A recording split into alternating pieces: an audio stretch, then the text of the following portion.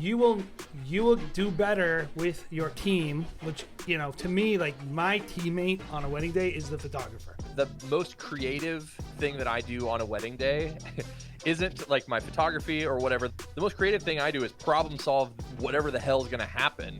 And so there's been times where I've gone out and for 45 minutes I've served food. Anything that I can do to just work better with everybody else is going to be a net positive for everyone. I think that because we are our own businesses and we are our own like silo, sometimes that part can kind of like show up on the wedding day and will be less collaborative and more like butting heads, like we're almost competition. Get right in my bag.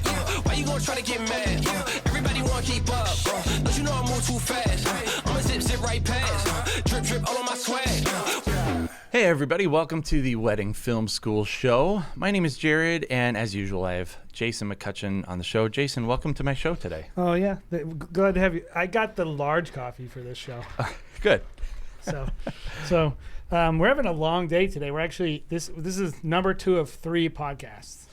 Yeah, this is a marathon day for sure. Marathon day. You told me about it, and I was like, ugh, It's gonna be fun. It is fun. We're having a great time. We're grinding out being creators. Lots of coffee today. Lots of rest in between breaks, but we're doing it. Yeah, we're doing it. We're doing it. I mean, we're actually in the middle of how many Canon bodies are we selling?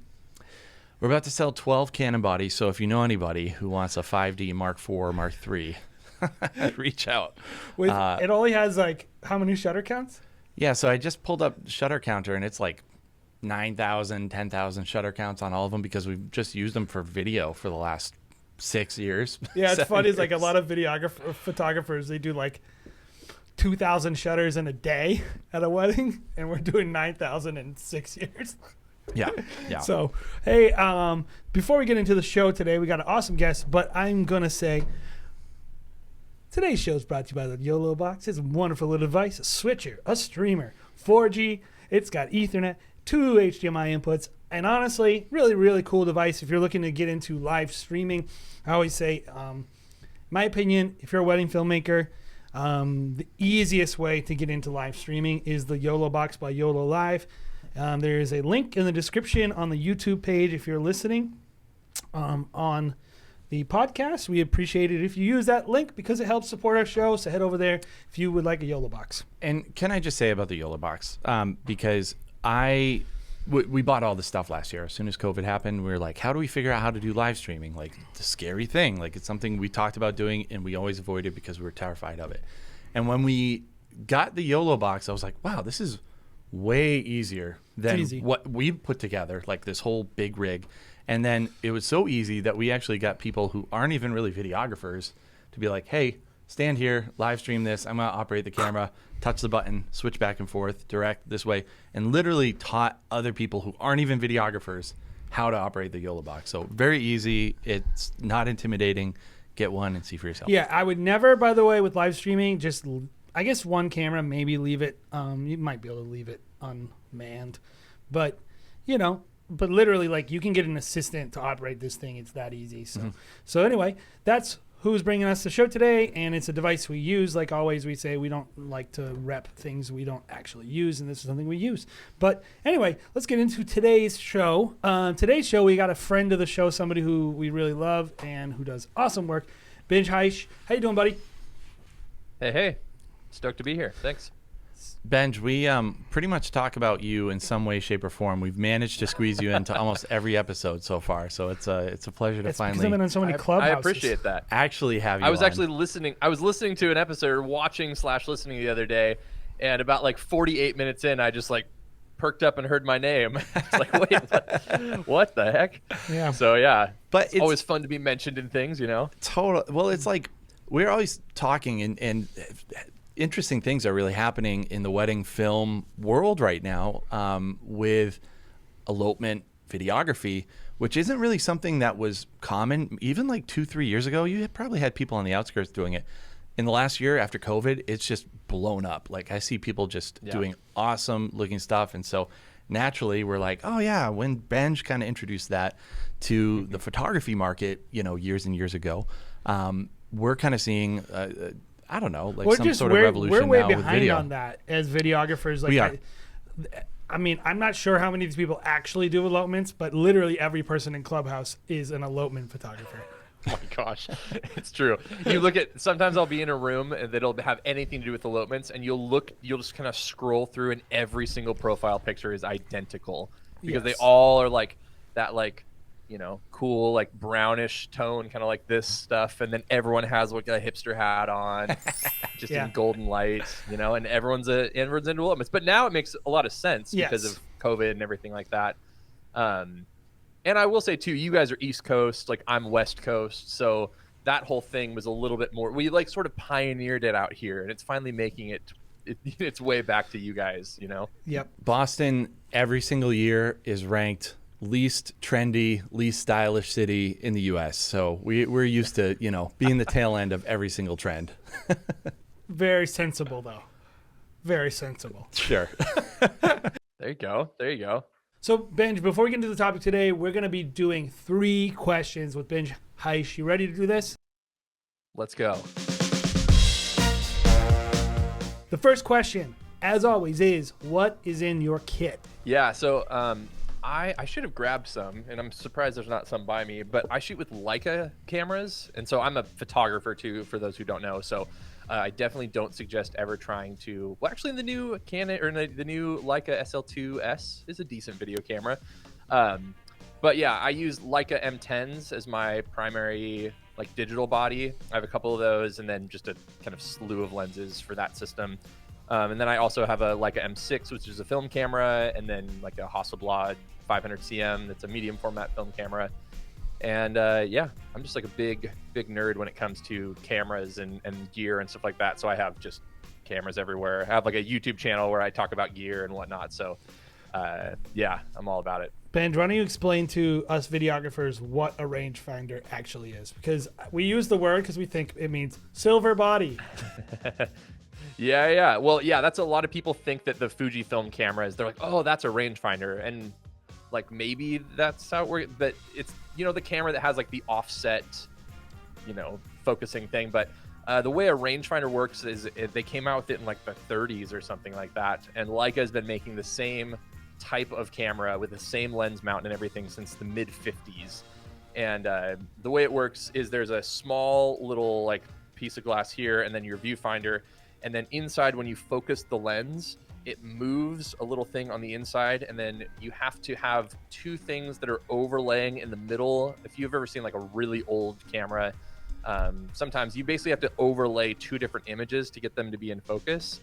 And it is like a bizarre thing that makes probably no sense and is a 70-plus-year-old process, but for some reason it just like clicked in my brain.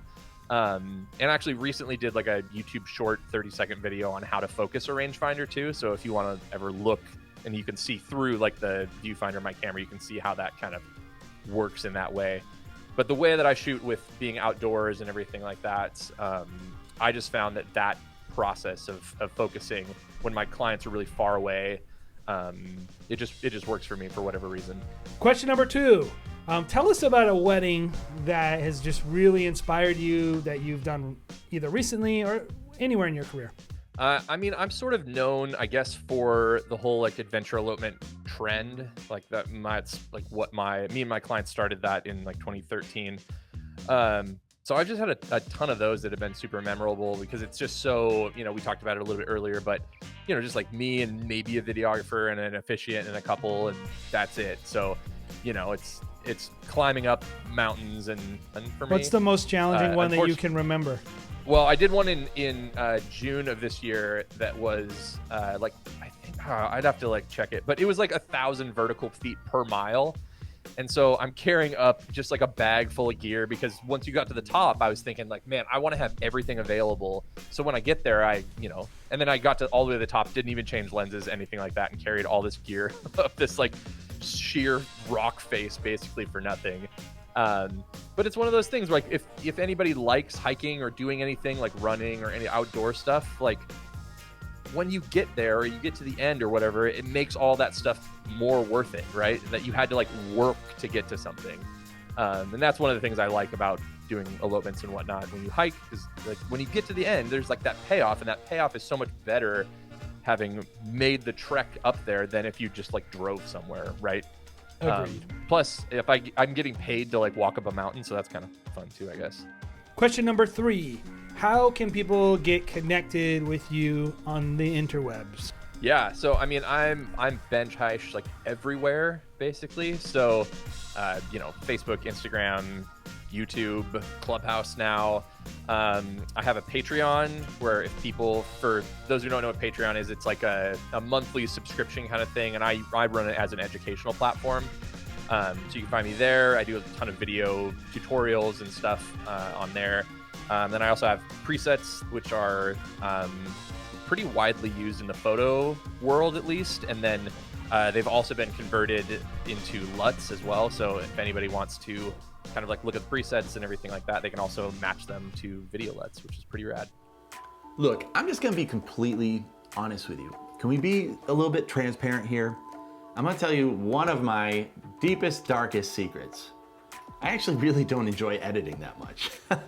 If you were to give me the option between shooting and editing, I would pick shooting 11 times out of 10.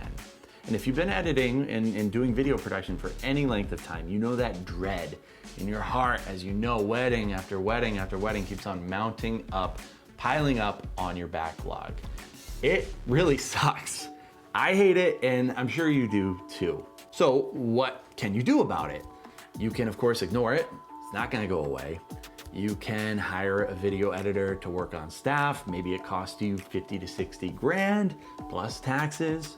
Or you can simply reach out to our friends at No Backlog.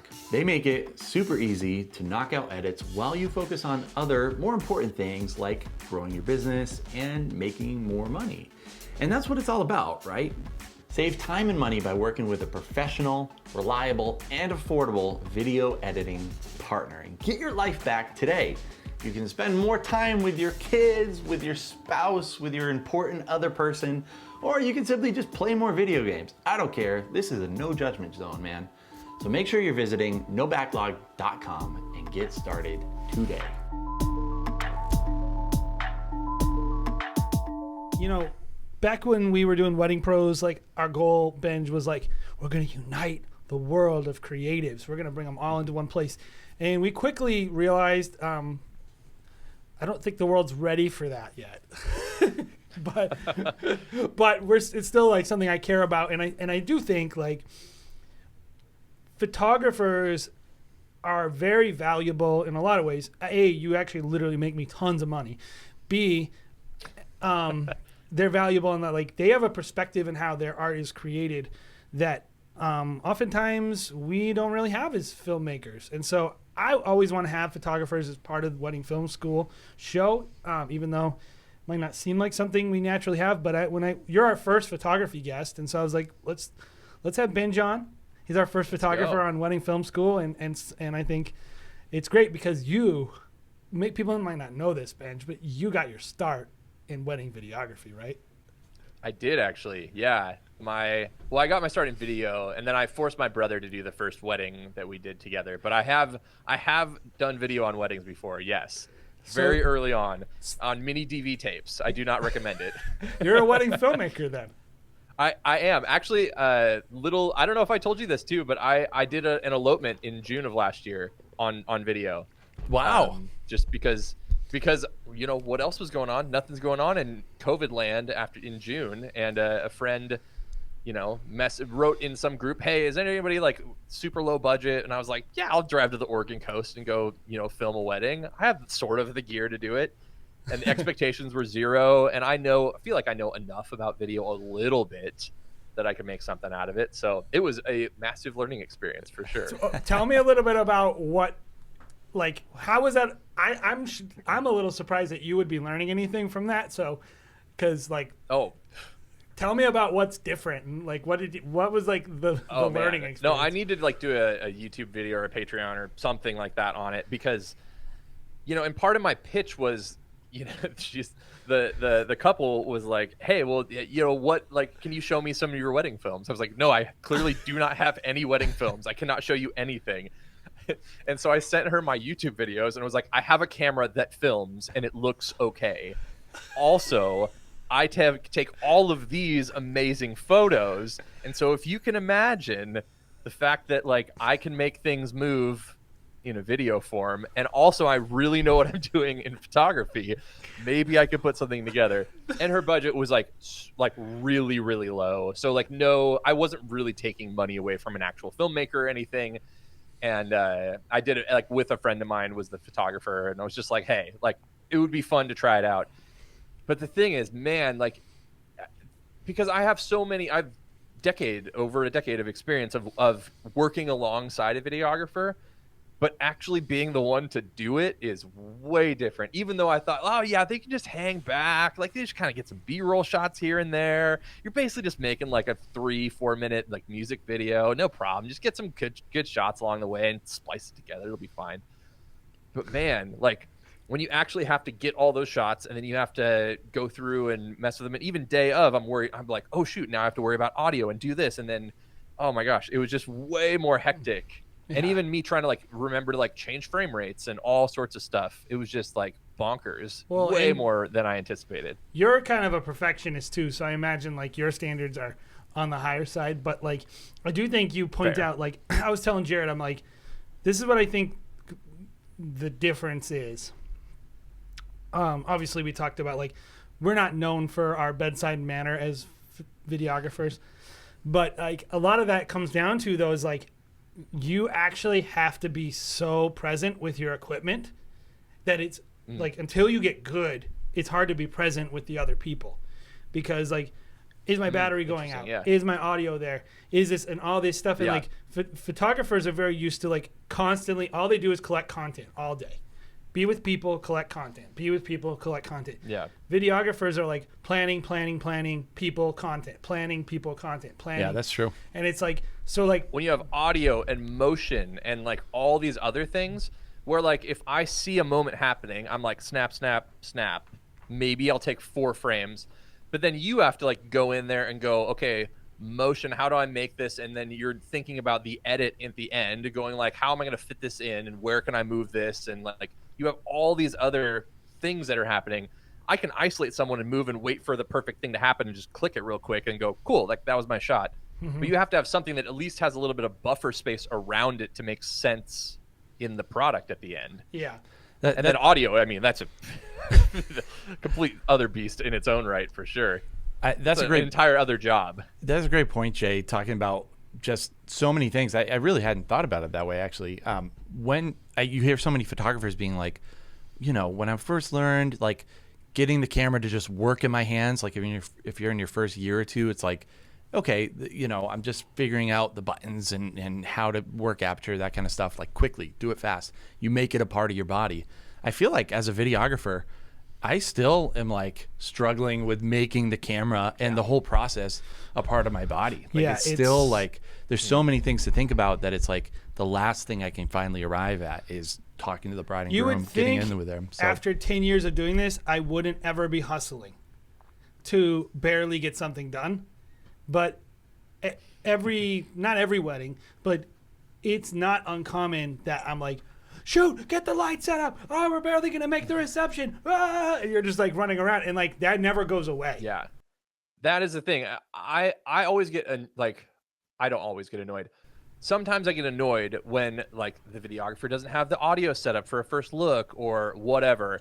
And then I was the one going like, whoa, we have to like hold up at the ceremony real quick. We have to like fix the you know, lapel mic on the groom and stuff like that. And I'm going, as I'm doing it, I'm going like, I'm the guy. I'm doing it right now. I'm holding the ceremony up from starting because I have to make sure the audio is set. Yep. And given wedding film people, we don't want to be that guy. You can do better.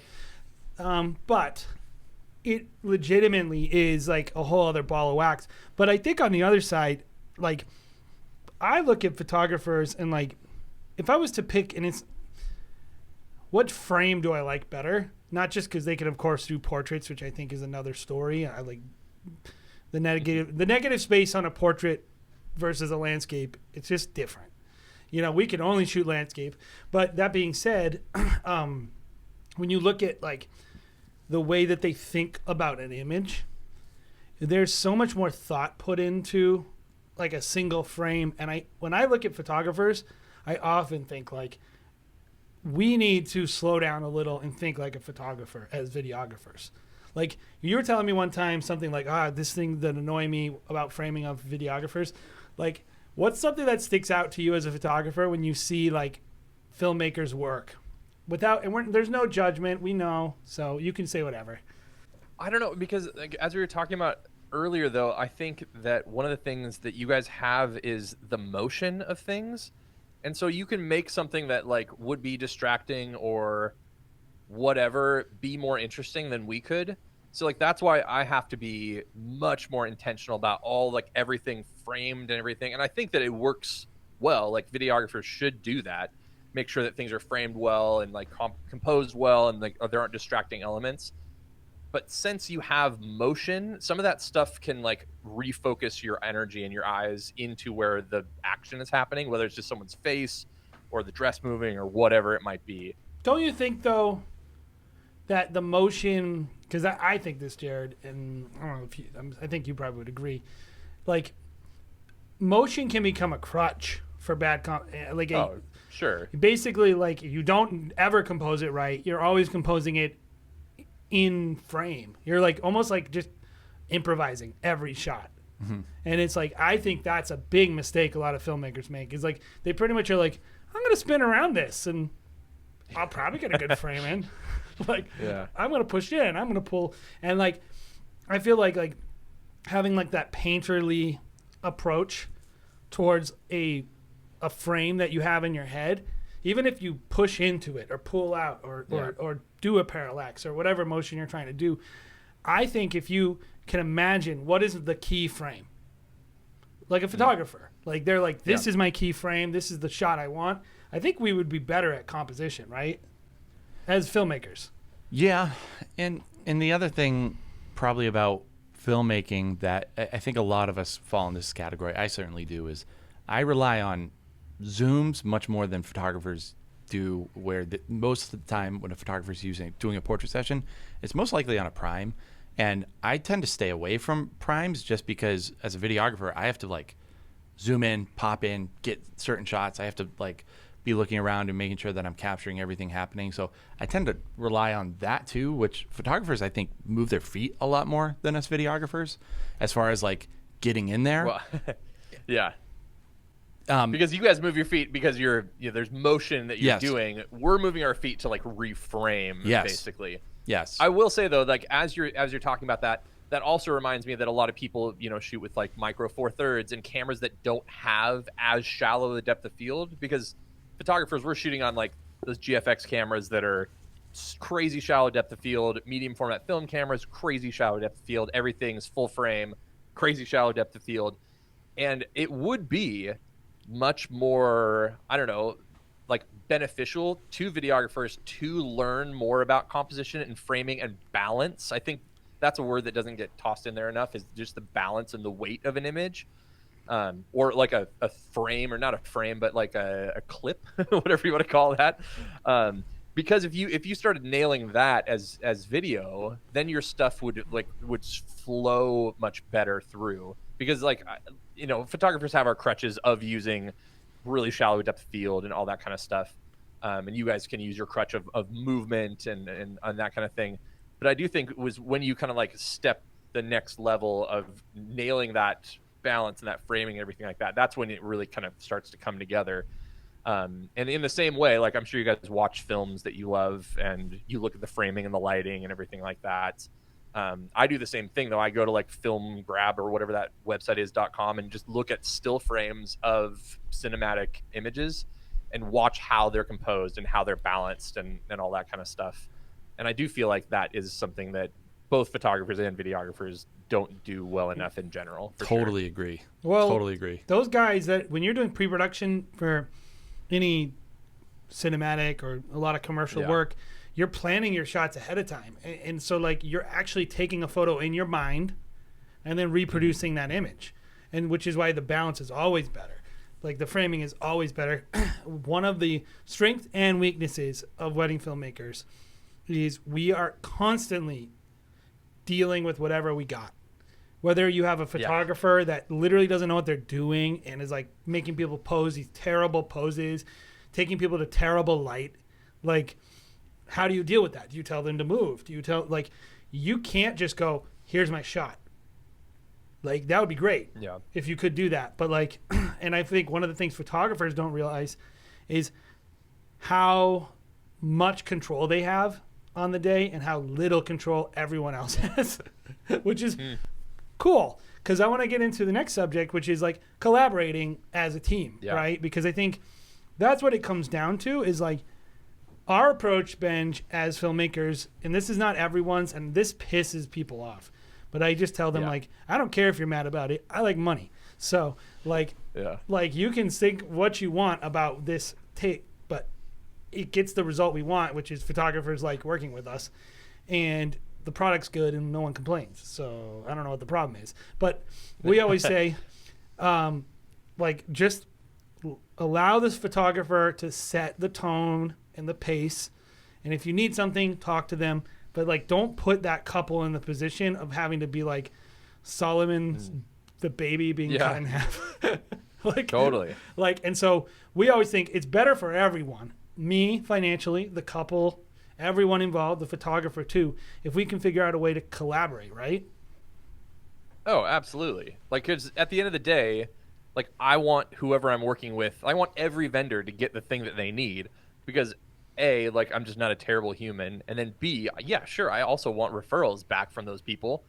You know, like, we worked together, Jay, you and I worked together at a wedding a year and a half ago, something like that. Yeah. And like, now I had another wedding on the East Coast, you know, coming up this year, and so of course, like, I was like, oh, cool, like, I know some guys that are really close, of course I'm going to refer you because you were great to work with, right?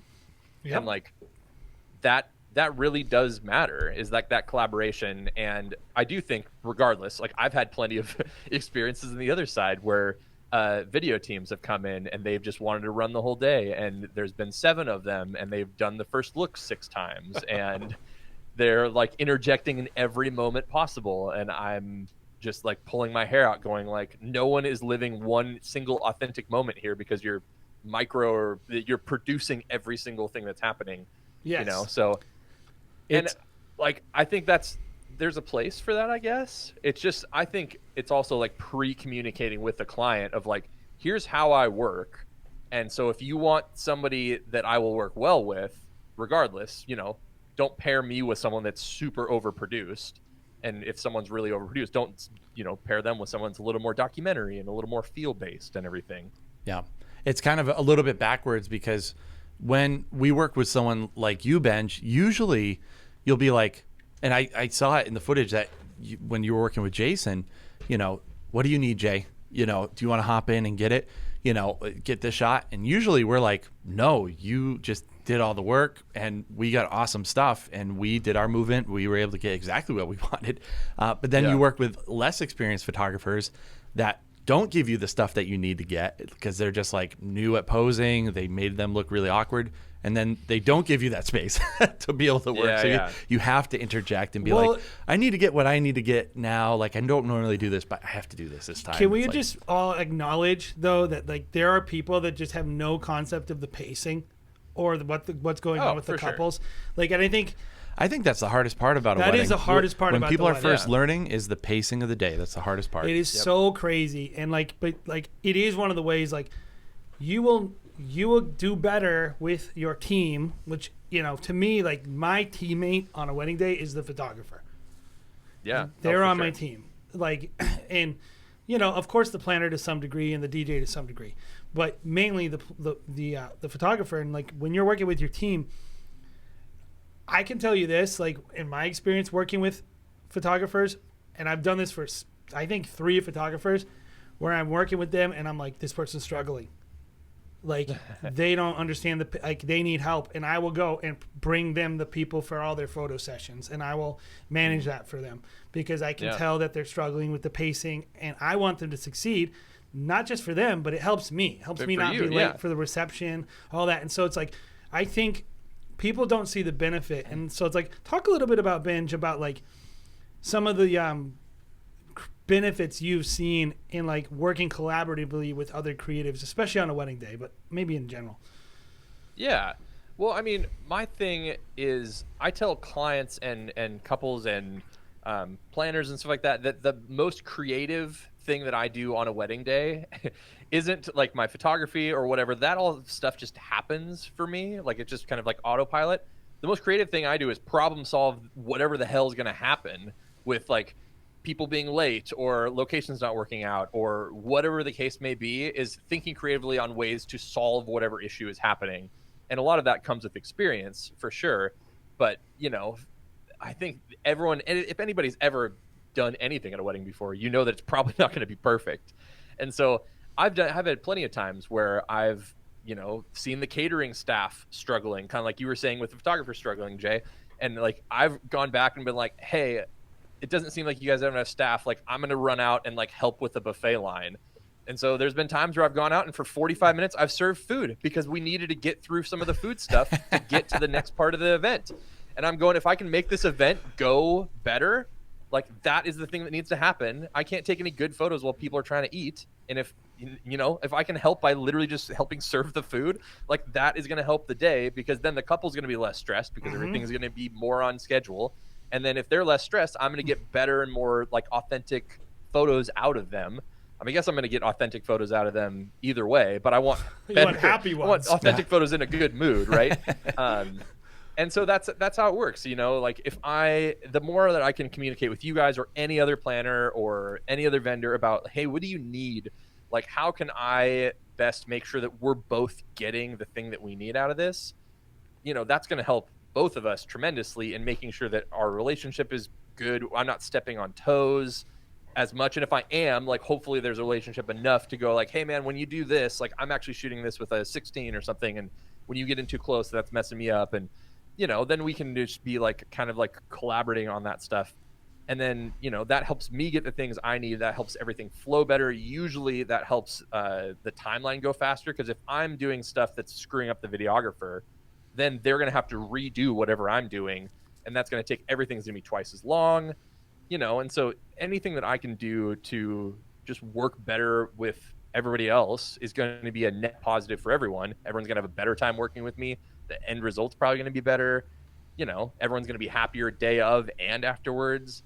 I think that because we are our own businesses and we are our own like silo, sometimes that part can kind of like show up on the wedding day and be less collaborative and more like butting heads, like we're almost competition.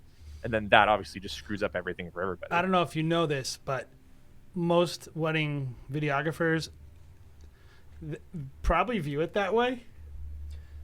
Well, and I'm Not- actually maybe not Are you most, throwing but, your audience under the bus? No, I'm trying to hold them accountable for their dumb viewpoints. If this is your viewpoint, it's a bad viewpoint. Like, I want them to understand, like, in no uncertain terms, that is not what I think. Like, and I think if you think that the photographer is the problem, probably you're the problem. Consistently, not in an individual wedding. Yeah, I've had plenty of bad interactions with other vendors and stuff like that as well. But then at the end of the day, I just went, okay, what did I not communicate well enough about what I needed or how their actions were affecting me or whatever? Or how well did I not communicate to the client of like, hey, this is how I work, and I didn't communicate to you well enough how things need to be for me to be optimally working. Yeah.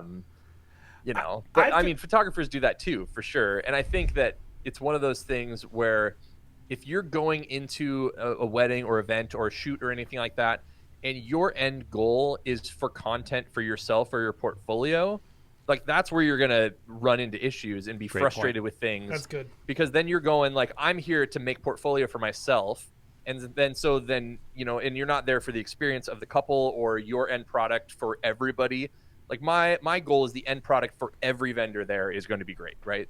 And like, yes, I have to do my part to do photos, but like if I can work well with everybody else, then like everyone's things are going to be lifted.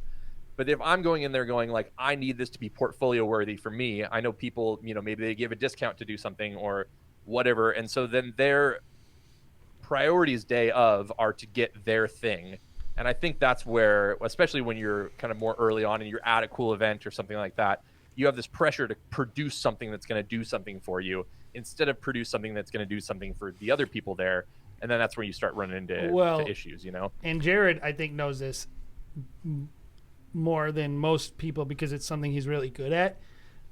But like The relationship is the actual product that will actually get you somewhere.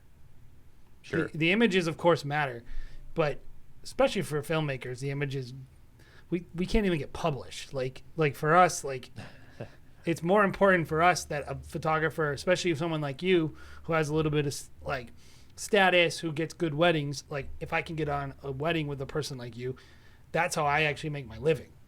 And I always try to explain this to people is like, you can make $100,000 a year just off photographer referrals if you can swallow your pride. It's easy. Just Easy. swallow your Yeah, pride. I mean, that's who it is with anybody, like photographers and their ego with planners or anybody too. You Sure, know? yeah. But that's the thing is like, if you want longevity in this industry, and this is, you guys have been doing this for a while. Like I've been doing this this is year 14 for me. It's like, if you care more about the people in front of you than the people that are on the internet that you are trying to impress, like, you know, then you're going to have a long career of doing good things and getting referrals and all that kind of stuff. You just have to think of it in the long term, not in the short term of every single shoot I have to do has to be this new amazing portfolio thing for me and I'm going to burn bridges to get there. Yeah. Take us to church, man. It's good. Well, Come to the altar. Yeah. the more that you do Repent it, too, of your sins, everyone. the more you do this, the more you realize like that it actually you stop looking at every individual moment and you look at seasons and you look at like the macro Yeah. of what you're doing as a creative. And I think it's hard for people starting out to think it could ever be that way because you're like, this is the wedding. And when you have a season of 30 weddings, you're like, which wedding did I do? And like, you remember the people you met, but all the work starts to blur together in a true, and it's like, you never could imagine you get there. But I think just realizing like the person in front of you is the most important thing about that wedding. Benj, what do you think, you know, because I was surprised. We were talking to a photographer about a year ago, and they were saying how they actually prefer the videographer to have their own time, the photographer to have their own time, and kind of split time 50-50, which surprised me because, you know, I would think the photographer would want just as much time as possible, and if the videographer could kind of be off to the side and document, that would be ideal kind of for both parties.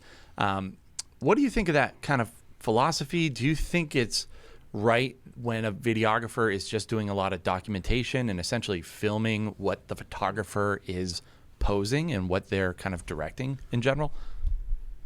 Yeah, that's good. I mean, I think it just depends. Like the biggest part about that is the time spent. And so as long as like I know that beforehand, that like let's say a videographer wants to do a lot of posing and wants their own time and everything like that, like I'm fine with it as long as we've budgeted that time into the schedule. You know, what happens that the frustrating thing for me is, and maybe it's probably the same for people that do are videographers and want that time as well, is when one of us goes into that time thinking, here's a X amount of time to do X amount of things. And then you show up and then you go, oh, that's now cut in half because you're now splitting that time between, you know, photo and video. I can't imagine that that's a practical approach for most weddings, by the way. I think so too. It doesn't Not seem practical. it doesn't seem very reasonable. Yeah.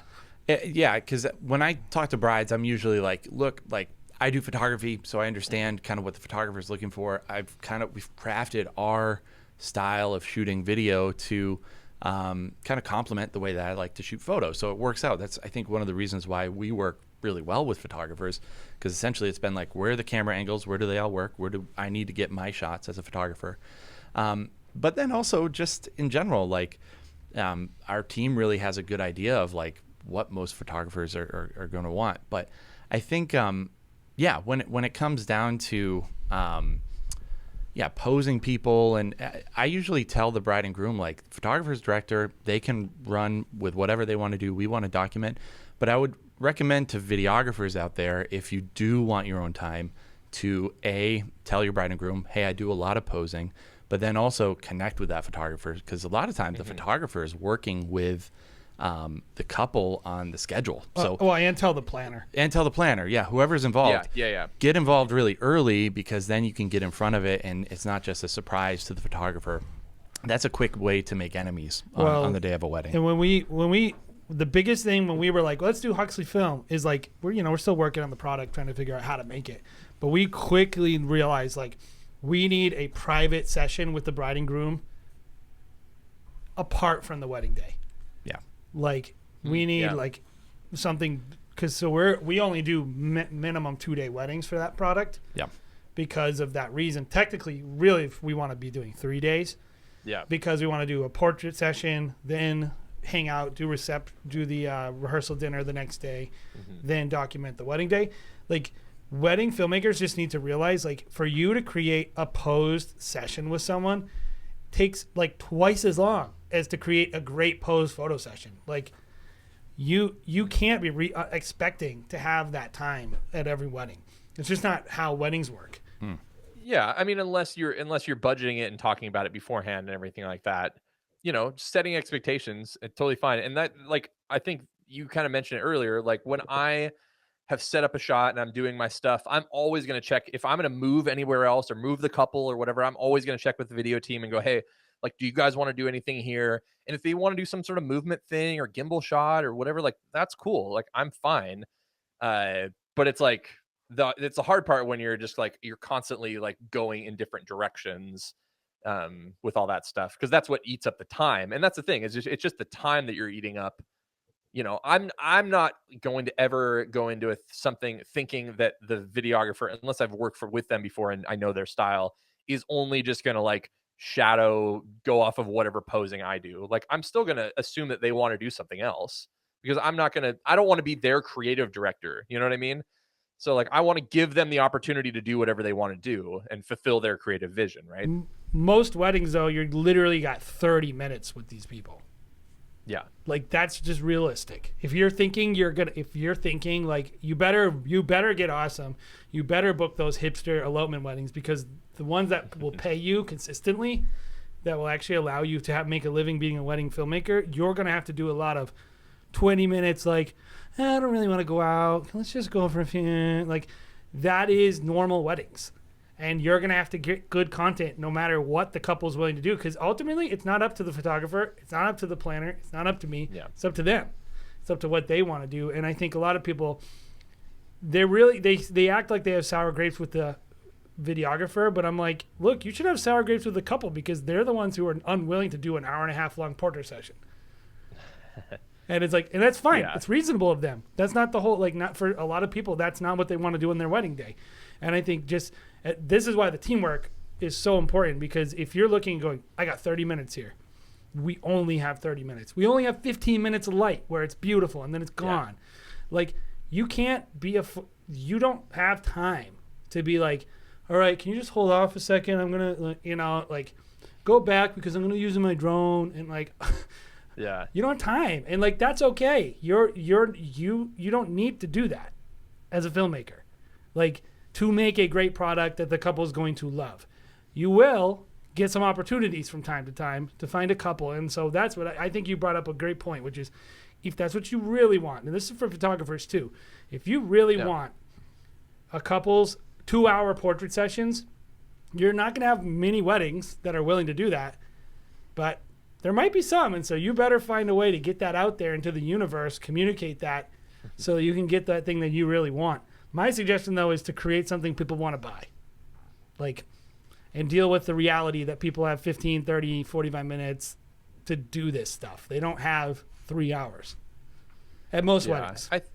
I think what happens too is, the longer you do this, you know, you get into a rhythm of knowing what you need and what you don't need. Mm-hmm. Yeah. And so that's where you can go, oh, and I only have 10 minutes. Okay, cool. Like, I'm completely comfortable with, if we've made it to a location or whatever, getting everything that I need for an entire wedding out of a couple in 10 minutes. Yep. Because you've done it like long enough that I know that, like, yeah, sure, I could take 45 minutes and I could make cooler stuff, but I'm still confident in doing that in 10 minutes if I need to, you know? Yep. Like, for whatever's going on the wedding day and all that kind of stuff. Benj, I want to kind of hop back, because I found it really interesting that I didn't realize that you shot your first video wedding, but you shot a video wedding last year. And I think this topic is really interesting, because there are a lot of photographers who want to get into video. And as a videographer and as someone who does both, I know I can always tell a video shot by a photographer. There's just certain things that immediately stand out to me, and I'm like, so I guess I want to hop in and speak to the photographers out there who might be getting into video. Maybe Get out of our realm. Yeah, maybe the videographers here won't Get enjoy off that. my lawn. Yeah. But honestly, I really do think that there's a lot more common ground between photographers and videographers. Jay and I, pretty much this show exists to introduce the world of videographers to the success that we've seen photographers have, in that 95% of weddings get a photographer, 50% of weddings get a videographer. How can we bridge that a little bit? How can we get more people interested in videography? And I think just following the tactics of just photography in the last 10, 15 years is the way to go. But going back to just what photographers can get from, maybe more experienced filmmakers, are there certain things that stand out to you or that you saw that were a challenge besides the setting up, maybe talking more about like composition, about using, a video camera in general, that you found to be a challenge? Yeah, I mean, I'll say that I've definitely, like, we talked a little bit about it earlier, but like I'm just more of a nerd about that kind of stuff. So like I already was like learning about shutter angles and ND filters and like that whole thing, and trying to figure out like the capabilities of my cameras and what profiles to shoot in, and so like I think I'm probably a little bit further. I mean, I'm shooting this with like a giant like aperture like light dome in front of me and stuff, so like I think I'd probably had a slight head start in terms of that kind of thing. Totally. But yeah, I mean, I think a lot of it was just being so used to things being like telling a story as a photographer. It just feels so much, I mean, it is like so much more chopped up. It's like, here's a place, and then here's like photo, next place, photos of that, photo to transition to the next place, like one scene setting photo, but like connecting all those things together and telling a visual story that literally connected more, like, and was more fluid in that way. That was like a harder part for me, for sure. Yeah. I guess. So I mean, just simply that, like trying to transition my brain of like knowing how I tell a story through photos and transitioning that to translate into video, like, was more difficult, I think, than I was anticipating. Would you say, and I always think about this, like, is there a future in the hybrid shooter? Like, is that going to become a thing? People who are doing both, people pulling stills from their video, people, like, I wonder about that. I mean, I think that's what everyone says the future is, right? As cameras like keep blowing up, we got all these 8K cameras that are shooting like, just insane. So like the resolution you're getting out of, cinematic cameras, if you're not shooting 24p with like, motion blur, then you can pull stills out of that kind of stuff, and they're super high quality, and like you can shoot raw video. So like I think that as things progress, that is going to become maybe more of the norm. And I know a lot of photographers have felt the pressure to learn that stuff, especially as just even social media moves more and more into being more video based. Mm-hmm. A lot of photographers are trying to learn just, simple editing things to post on their Instagram reels and TikToks and all that garbage. But I don't know. I think there's still, like we were kind of talking about, like still a big divide in between those two realms for the vast majority of people. Like if you just like showed up to any random wedding that happens in America this year, and you said, hey, you two, like you photographer and you videographer, you guys are switching today. Like I do not think that would go very well. No. Like, although I think it would be be, beneficial like, for both parties at some point to experience. Yeah, like the I other think that would side. just be a disaster of a train wreck. Ugh. But like I think for the outside world, they go like, oh, you guys are using pretty much the same cameras and the same lenses and stuff. Yeah. Like you understand things, like you'd be fine. But there is a huge, I think, disconnect in between those two things. We always talk about the drunk, groomsmen at the reception who are on the dance floor. Like, we'll be shooting video of them, and they're like, "Take a picture of us," and we're like, Yeah. Jay always says he wants to make a hat that says "It's video" on it, so he can just like turn it their way every time. But yeah. The best thing that I do with that, by the way, for any photographers or video people that want to listen, is if you have a still photography like a flash, it has a test setting on it. So anytime that happens, people's like, hey, you take a big picture. I always just hit the test button, because then it flashes them in the face, and then they're like, "Cool, man, thanks," and then they leave, and then I don't have to actually look at that photo ever because it's not a photo. It's just them getting flashed in the face. And they won't remember they said it. Yeah. Oh yeah, they're trashed, and so I mean, sometimes I take it because it's funny, but like when the same guy comes up to you because he's trashed and like forgot that he's already asked for the same photo 6 times, then yeah, you're gonna get like just the test flash button dump on you. You know, I'm always curious about like. I think we can make a co-pitch, Benj, on this because I think this. Why I think every photographer should learn video, at least a little. At least enough to create their own promo reel, to create their own content. I think it's valuable. I mean, am I crazy? Does that make sense? No, I mean, one of the things I did early on when I was like 5 years into doing weddings, and I realized that like all of my priorities at the time were spent learning how to be a photographer, and like nothing was really spent learning how to just do weddings other than being at weddings, right? And so I went, I want the perspective of all these other people, like, because it's just completely different once you step into someone else's shoes, right? You can have more like empathy and everything. And so I volunteered to be an officiant, so I've officiated weddings. I like emceed a reception for somebody. I helped like sort of DJ or whatever a wedding one time. You catered a wedding one time. I have sort of catered things because I have stepped into that role at times, but I have not actually catered, but I've helped with that kind of thing. And then I used to have a studio space that was really, really cool and beautiful and everything like that. And so I hosted a few weddings there. I said, hey, I heard you need a wedding venue. You can do it at my studio if you want for free. And like, I would just love the feeling of what a venue owner probably feels. And then I realized like why those venue owners are grumpy, because people have terrible ideas and they rip things off your walls and like all sorts of stuff. And I'm like, okay, now I know like that why they're so jaded towards people at weddings. But like having that perspective, like when you decide to like step yourself and put yourself in other people's shoes. And now that same thing, like once I did an elopement video, I was like, okay, cool. Like now when XYZ is happening for a videographer, at least I go, okay, this is not only I can conceptually understand what they're probably doing, but now I know how they feel when they're in that position to be behind on putting a microphone on or whatever the case may be, setting up their tripods for the ceremony when the ceremony needs to happen ASAP, and all that kind of stuff that you guys have to deal with on a regular basis. I don't know, just putting yourself in those situations is super helpful. I don't think many people do it, but yeah, I definitely think it's valuable for sure. That's awesome. Benj, I don't know if a lot of people watching know, you've recently stepped into the role of kind of like YouTuber, right? And a lot of what you do is review cameras and in your awesome studio space. It looks great, by the way. I haven't seen the black setup. It looks awesome. Thank you. Yeah. What I tried to match you guys today. Yeah, sweet. I like it. What creative box does that check for you?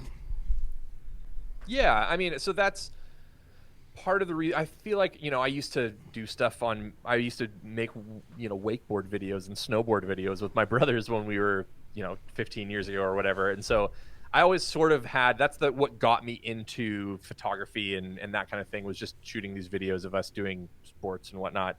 And so I had that background and kind of knew a little bit about Final Cut back in the day.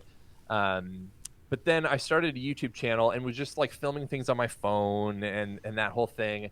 But then I just realized like I could do this way better. I could make this look better. And it's stuff that, you think a lot about photography, but then you try to do the video part and you're like, okay, I actually do need a softbox and I do need to like boom a microphone right out of frame and like do all these things that you don't really think you need to do. And so, yeah, it's definitely been like, I mean, obviously learning to do all that kind of stuff and reviewing cameras is fun, but also just learning that whole world.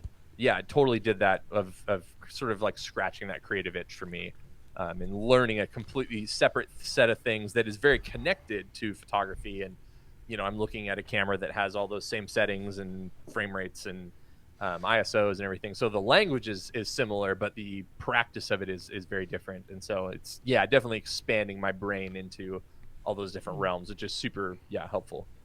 I saw you posted your first YouTube short today. I was like, oh, Ben just coming on. Oh, dude. Can you teach me and us about YouTube Shorts and how that? What are they thinking? What is YouTube thinking? I get Everyone's trying to jump on that short form content, you know. Yeah, so I'm not doing YouTube Shorts. So this is another thing. Like, I think I must have like a mental whatever, and I have to know about things. Like, I need to know why things are happening. Like, you know, photographers are all into like NFTs right now with cryptocurrency and all that stuff. And like, I need to know what NFTs are and why I need to sell one and everything.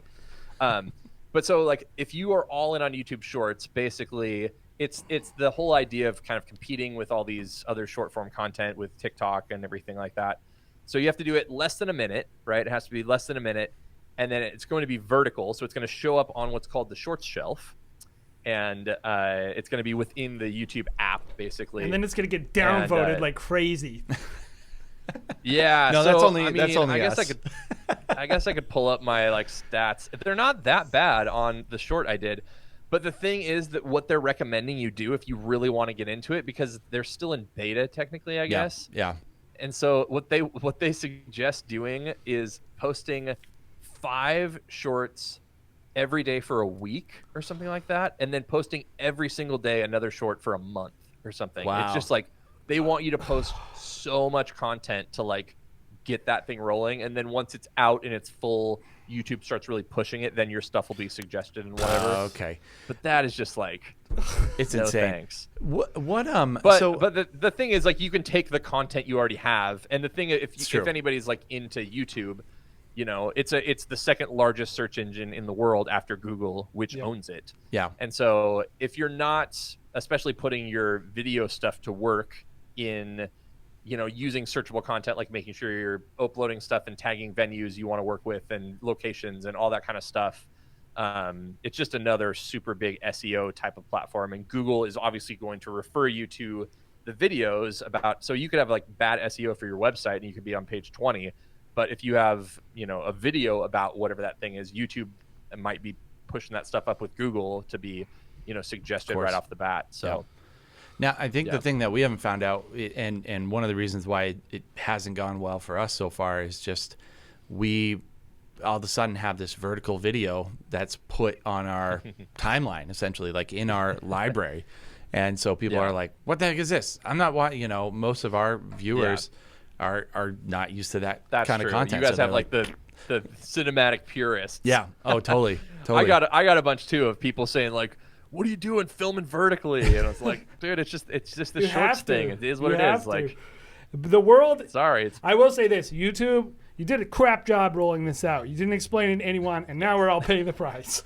it's just happening. Yeah, and you have to go after it now. It's like, oh, Yeah. do you want to be a loser? Oh, well, you better get on this. You better create 17 more mediums. It's like pretty soon we're gonna have to do Honestly. Periscope again or something. Well, I think it's a lot of people. What they're doing is they're just reposting from TikTok. Like if Yeah. they're trying to get TikTok Yes. creators onto YouTube, which is understandable. You know, you'll see a lot of people post, and it has a little TikTok logo on the side. But the problem they're gonna come across is like a lot of TikTok content is like music based. So it's like you bring it onto YouTube, they're not gonna let you use that revenue. song. Yeah. So I just wonder how they're gonna roll that out. So Terrible. we'll see. Yeah. But also, we can't wait to post more shorts for you guys at Wedding Film School. It's like it's terrible, but also this is where this platform is hosted right now. This Yes. is going on YouTube. Yep. Hey, man, thank you so much for coming and hanging out. And just really quick, give people one more. Like, where do they find you on social? Yeah, absolutely. Yeah, I'm Ben Heisch, so I'm sure it'll be in somewhere that you can copy and paste it. And that's on Facebook and YouTube, obviously, Instagram, Clubhouse now, and then I have a Patreon, and then I sell presets and videolets actually as well. So Very cool. Hey, I was gonna say this, Bench, too. You're pretty much a celebrity on Clubhouse, so. But we should do a companion Clubhouse the week this gets released, which I'm not sure when, and I will ask you first. But when you hear this, we're gonna do a Clubhouse, and I'm thinking, what if we did videography for photographers? Is our topic. yeah, I'm in. Yeah. Let's do So it. so the week this podcast comes out, if you're listening to this that Thursday, probably, we'll Yeah, some point sure. during the day, we'll do a Clubhouse, and we'll just follow Wedding Film School Show Instagram account, or just follow us on YouTube, and you can we'll post the times on there, and you can join us. And of course, Benj will probably tell you, hey, I'm gonna go and do this. But yeah, because I think it'd be a fun conversation to have, like, a bunch of photographers and a bunch of videographers in a room, and then you could just ask Yeah. questions about, like, how do I do video, and what do I need to buy, and because I know this is something that is interesting to photographers, and I think it should be interesting to them as a business owner, that they should not want to have to own this thing and not be able to use it fully. Yeah, absolutely. Yeah, I'm totally game. I think it'd be super fun and interesting. Cool. Thank you for checking out the Wedding Film School show. As always, we forget to tell you to do this at the beginning. So if you made it this far into our show, you've probably already done this, but like, subscribe, hit the alert bell, do all that stuff that YouTube demands that you do for us to be successful as Wedding Film School. Also, go check out Benj's YouTube channel, because I don't think it's exclusively for photographers checking out cool cameras. All of us are, even if we're not for a living taking photos, we're all photographers. Everyone in America is a photographer, and that's a great, awesome thing that we all now share. So if you're into that, go check out Benj's channel. Thank you so much for checking out the show. Have an awesome day.